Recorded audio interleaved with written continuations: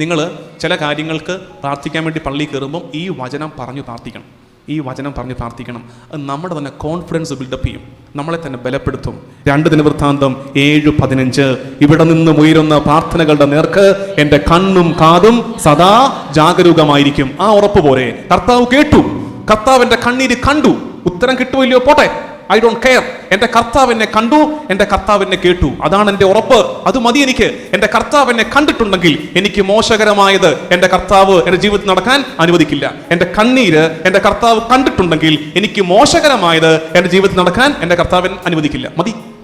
അപ്പോൾ പള്ളി കയറുമ്പോഴെല്ലാം നിങ്ങൾ ഇനിയാണെങ്കിലും ഡെയിലി ശീലിച്ചോ, ഈ വാക്യം കാണാപ്പാടം പഠിച്ചോ.